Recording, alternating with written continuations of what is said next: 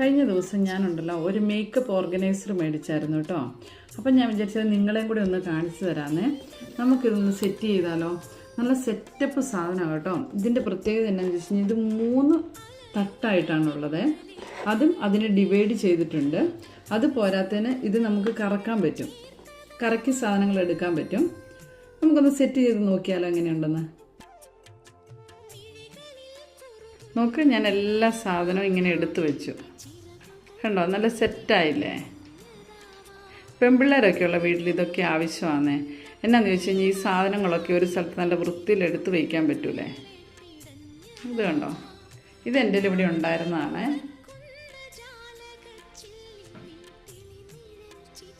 കണ്ടോ, നല്ല രസമല്ലേ ഇത് കാണാനായിട്ട്.